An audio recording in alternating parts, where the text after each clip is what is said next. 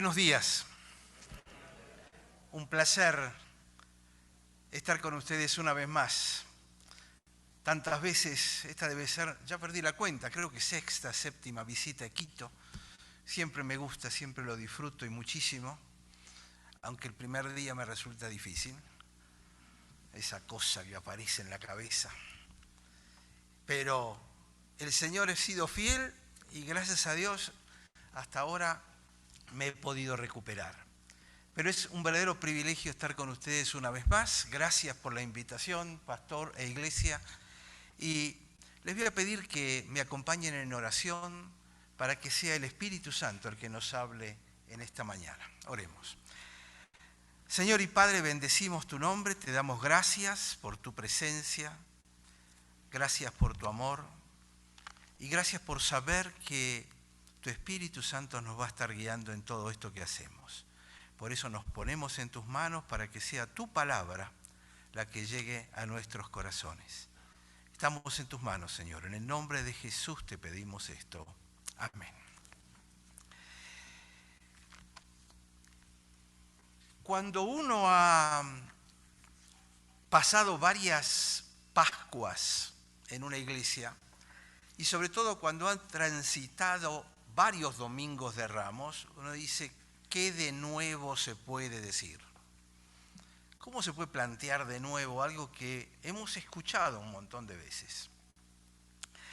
Pues bien, yo voy a empezar por el título que le han puesto en las Biblias, título que no pertenece a la palabra de Dios. ¿Vieron? El relato bíblico en nuestras Biblias tiene títulos. Esos títulos no son bíblicos, en el sentido de que no están en los textos originales. Entonces, ¿cómo se llama este domingo que estamos disfrutando hoy? La entrada triunfal. Piensen un segundo, ¿qué significa triunfal para ustedes? Victoria, alegría, vencer. El gran triunfo. Y yo me pregunto, ¿cómo lo vio el Señor Jesús? ¿Como la entrada triunfal? Y claro, uno lee el texto y pareciera que sí. Y uno cabe preguntarse si fue así. Porque la entrada triunfal se transformó en su crucifixión en unos pocos días. ¡Qué triunfo! Un triunfo que no dejó mucho lugar a dudas. Traté de ponerme en la mente y los ojos de Jesús. Le traen el pollino, se sube al asno, empieza a cruzar desde el Monte de los Olivos, empieza a bajar para entrar en la ciudad de Jerusalén. Y sus discípulos gritando alrededor, Hosana, Hosana, todo lo que hemos leído. ¡Qué grande, qué bueno, qué fantástico! Viene el Rey de Reyes. Y seguía bajando y empezaban a aparecer otros discípulos que se habían juntado por alguna razón. Porque adentro, si ustedes escucharon la lectura, adentro de la ciudad decía, ¿y este quién es? No, es el profeta que viene allá de Nazaret, es un profeta nada más. La gente de Jerusalén lo consideraba nada más que un profeta, no lo estaba esperando. Entonces, ¿quiénes eran los que gritaban?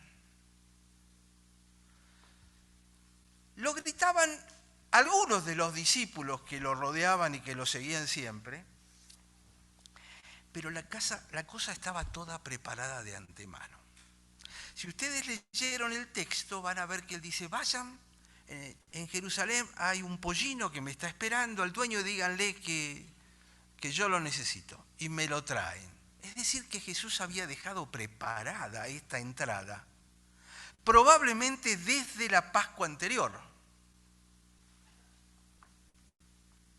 Entonces le traen el pollino, pero claro, había un grupo que ya lo estaba esperando. ¿Cuál era este grupo? Y es muy probable que fuera el grupo de los Iscariotes, que era un grupo político al cual pertenecía Judas Iscariote. Los Iscariotes estaban en contra del Imperio Romano y querían libertad. ¿Vieron cómo nuestra sociedad hoy? Queremos libertad, busquemos al líder que nos dé libertad, pensando que la libertad viene de afuera, cuando la libertad viene de adentro. Por eso dice Jesús, si lo conocemos seremos verdaderamente libres. Pero resulta que estos iscariotes ya estaban avisados por Judas, mirá que viene esto, el pollino, la entrada, el rey que viene a echar a patadas a los romanos. Esto es lo que este grupo político esperaba del Señor Jesús. Ahí viene el rey y viene entrando. ¡Hosana, hosana! ¿Cómo sabemos esto? Porque relata el texto que lo esperaban con hojas de palmera. ¿Qué significa? En aquella época no había banderas. Hoy en día ustedes van a la cancha de fútbol y ven las banderas. Los ejércitos tienen su bandera, las naciones tienen sus banderas.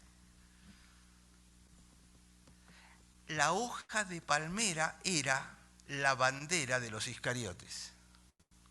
Cuando la levantaban, era para proclamar, aquí estamos nosotros, que el Imperio Romano se destruya. Entonces, el Señor Jesús empieza a entrar y ¿con qué ojos miraba esto? Y ahí yo te quiero meternos un poco dentro de la mentalidad de Jesús. Porque este Jesús había empezado a ir a las Pascuas y a las fiestas desde hace muchísimos años. Cuando era un niño, un adolescente todavía, iba con sus padres. Iba en esas caravanas que iban a Jerusalén, ascendiendo para celebrar la Pascua. Y sus ojos de adolescente iban mirando todo alrededor, absorbiendo, viendo a ese montón de gente que peregrinaba a Jerusalén y cantaban. Cantaban, ¿por qué? Porque se hacía más cómodo el viaje. Había que ir caminando, eran 3, 4, 5 días. Los más jóvenes en 4 días llegaban. Los más viejitos necesitaban 5 o 6 días. Y él iba mirando esto y mirando a ese pueblo religioso, pero vacío de espiritualidad. Porque esto es lo que ocurre con el religioso. Está vacío por dentro y lo quiere tapar y cubrir con religión, haciendo las mismas cosas. En esta fecha están yendo con el ramito de olivo, religiosamente. Y la pregunta no es con cuánto olivo venís en las manos, sino con cuánto Dios estás viniendo en tu corazón. Una cosa es la religión, y este joven iba absorbiendo lo que iba pasando alrededor. Cantaban, pero a veces de la misma forma que nuestras mismas iglesias cantan. Cantan por cantar, pero con un corazón vacío. Porque se transformó en un rito, en una costumbre, en una religión. Y esto lo observaba nuestro Señor cuando iba caminando. Iba viendo la cantidad de gente que iba allá. Cuando iban llegando hacia Jerusalén, se encontraban con la entrada a Jerusalén taponada. Como la rush hour. Acá debe haber también salir de Quito cuando termina la hora de trabajo. Debe ser, bueno, se encontraban con lo mismo. ¿Por qué? Porque ahí estaban todos tratando de hacer el negocio de comprar el cordero que tenían que sacrificar. Y había miles de personas con el cordero haciendo fila para entrar o para comprarlo, ir con el dinero al templo porque se lo vendía únicamente en el templo, no venían con el propio. Si venían con un corderito propio tenían que ir al sacerdote para que le dé el visto bueno. Y el sacerdote, si el cordero no tenía la marca de los sacerdotes y que pertenecía al ganado de los sacerdotes, se lo rechazaba. Porque, claro, rompía el negociado que tenían los sacerdotes ahí. Es decir, todo lo que se vendía y se ofrendaba tenía que ser comprado a los sacerdotes porque ahí estaba el negocio. Y los ojos transparentes e inocentes del Señor Jesús iban viendo y consumiendo todo esto.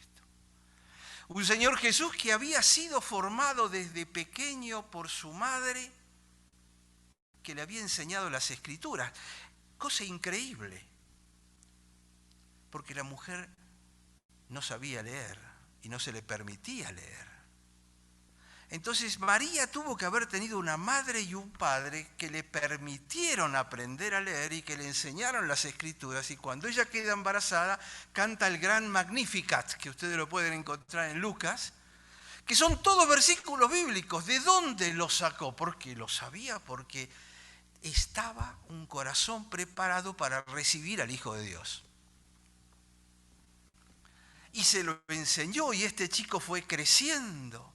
Tanto fue creciendo que cuando llegó la adolescencia, que tendría 12, 13 años, todos se volvían ya después de la Pascua y no lo encontraban a Jesús a mitad de camino. Se volvieron, ¿dónde lo encontraron? Discutiendo con los sacerdotes. Discutiendo con los sacerdotes. No era sentados escuchando. No. ¿Se imaginan al pobre Jesús? Durante 30 años fue todos los sábados a la sinagoga de su barrio en Nazaret. Era un pueblito, debía haber una sola sinagoga, con un principal que era el que explicaba las Escrituras. ¿Se imaginan a Jesús 30 años escuchando al principal de la sinagoga explicarle las Escrituras al Señor? Y a veces ustedes me van a decir que no tienen paciencia. La paciencia que tuvo el Señor Jesús escuchando eso es increíble. Las barbaridades que habrá escuchado. Con la mejor buena voluntad de ese sacerdote. Pero las barbaridades que debió haber escuchado. Y este Señor Jesús llegaba a estas Pascuas, a esta celebración, y veía a todo el mundo acampando, haciendo sus carpitas, haciendo sus picnics alrededor de la ciudad, porque la ciudad crecía brutalmente y no había lugar para todos, no había hospedaje para todos. Y eso era un mundo de gente. Y este niño observando a la gente, observando el corazón vacío, pero las acciones llenas de religiosidad. En los ojos de adolescente de este Jesús se dieron cuenta que la gente estaba celebrando una religión de costumbres. Esto lo hago porque esto es lo que hay que hacer. ¿Cómo no vas a ir el domingo a la iglesia? Y el domingo de Ramos. ¿Y el ramito? ¿Dónde está? ¿No trajiste tu ramito? ¡Ah! Me tengo que volver.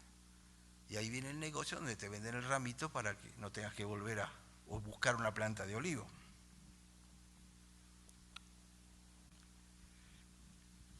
Imagínense que el Señor Jesús discutió con esos líderes. A los 30 años, Él va a bautizarse. Saben, a los 30 años empezaba el sacerdocio para los sacerdotes de Israel. Y comenzaba con un bautismo, era un bautismo ritual, donde era una forma de, bueno, me limpio y empiezo esta nueva carrera. Entonces Jesús a los 30 años va y se bautiza. Pero no se fue a bautizar con los sacerdotes, se fue a bautizar con Juan el Bautista, aquel loco que andaba por el desierto bautizando con traje de camello. bien afuera del sistema, porque la religiosidad no era lo que le gustaba. Fue al desierto y desde allí comienza su vida de proclamación del Evangelio. Él ya tenía la experiencia de vivir estas Pascuas. En la primera Pascua que entró, ya echó afuera a los comerciantes que estaban alrededor, porque despreciaba eso. Pero durante esos 3 años de ministerio se peleó con los sacerdotes, con los escribas, con los fariseos, todo el mundo le ponía piedras hasta que empezó las ganas de decir, a este hay que matarlo porque este tipo es un peligro. Entonces se peleó con todos los sacerdotes, con los que se suponía que conocían la palabra, que entendían la palabra, que tenían que enseñarla. Se peleó con todos ellos. O mejor dicho, ellos se pelearon todos con él. Dice, bueno, ellos no lo conocen, pero quizás su familia lo apoyaba. Su familia lo apoyaba, empezó el ministerio, estaba en la casa de Pedro curando, predicando, enseñando. Dicen, tu madre y tus hermanos te están esperando ahí afuera.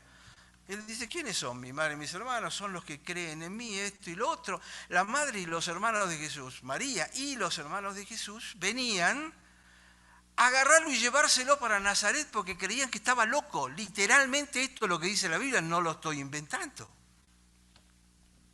Y lo de los hermanos de Jesús, estoy diciendo hermanos con toda la propiedad. La palabra en el griego original de la Biblia es adelphos, que significa hermano. La traducción primos, que a veces se hace, es por una cuestión de teologías que se intentan cubrir. Pero la palabra literal es hermano. Creían que estaba loco. Los sacerdotes lo rechazaban.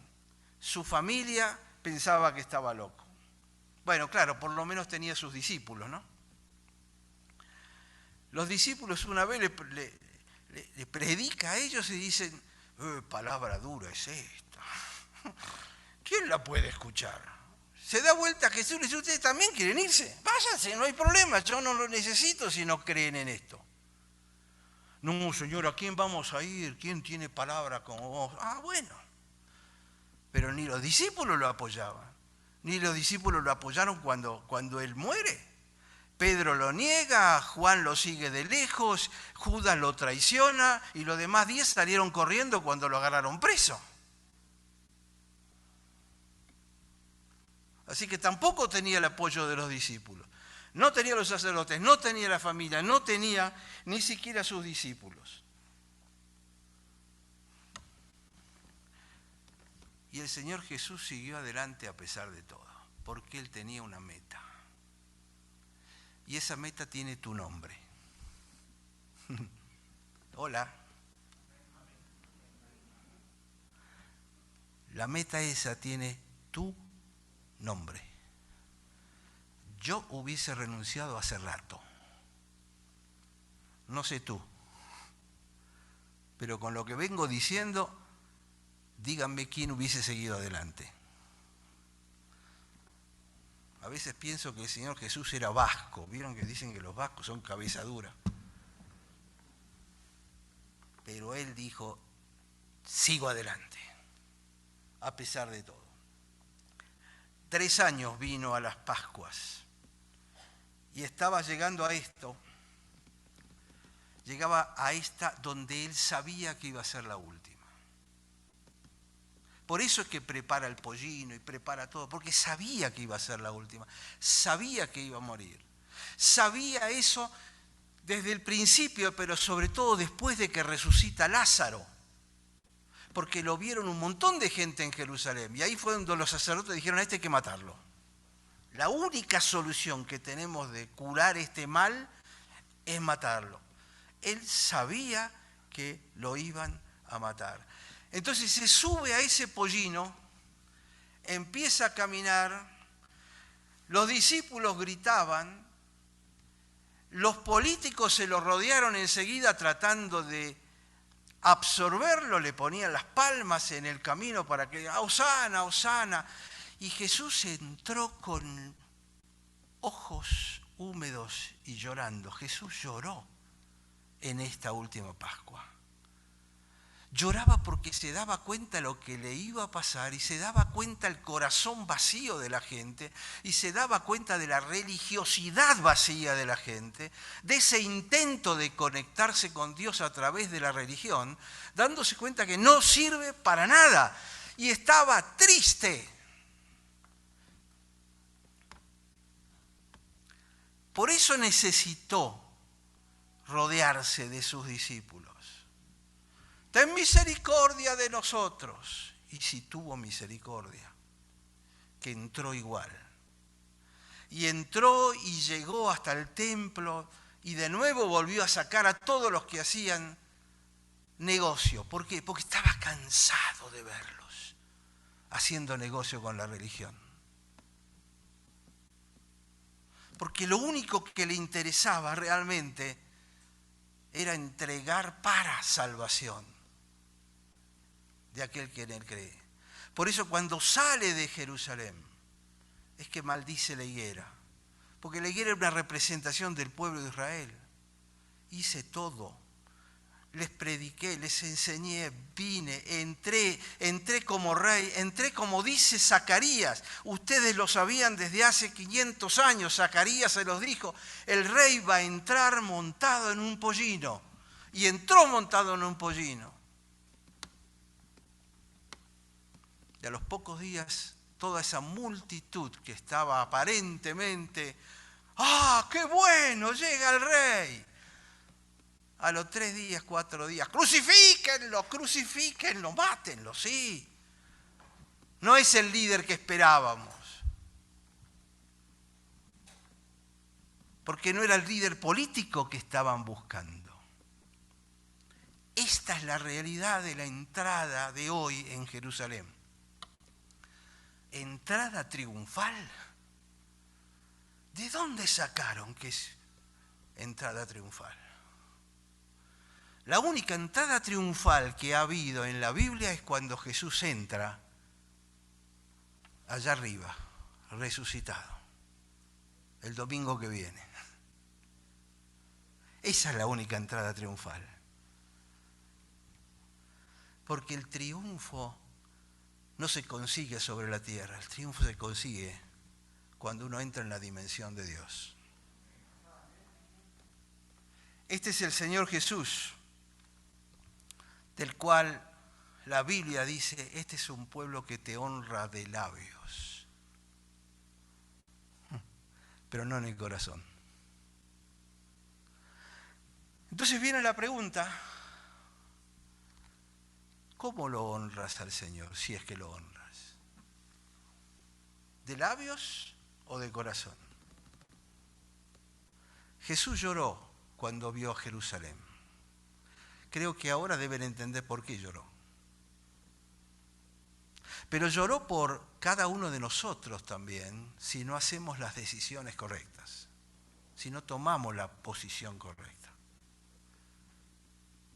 A él le costó la vida.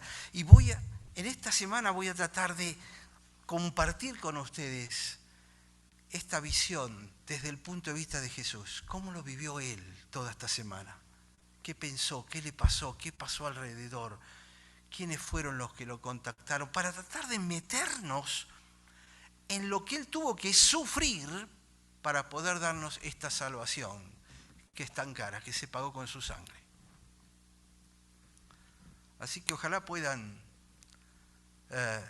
seguir esta serie, porque viene más de esto. Pero quiero dejarlos hoy con este pensamiento. Entrada triunfal. ¿Qué piensan ustedes? ¿Sienten que fue triunfal?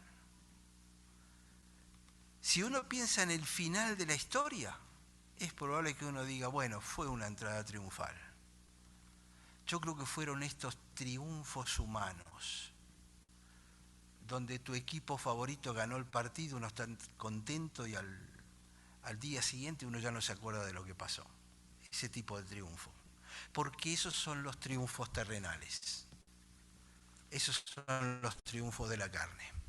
Pero el Señor Jesús está llevando adelante algo mucho más profundo que un triunfito de este tipo. Amén. Vamos a orar. Señor, te damos gracias por tu palabra. Bendecimos tu nombre y te pedimos que podamos sentir, que tu Espíritu Santo nos revele en la profundidad de nuestro corazón toda la angustia, la esperanza, el dolor, el amor que sintió el Señor Jesús en esta semana que recordamos. Para que entendamos en profundidad hasta dónde llegó el amor tuyo, Padre, por cada uno de nosotros. Por eso te bendecimos y te agradecemos por tu amor y por tu presencia. En el nombre de Jesús. Amén.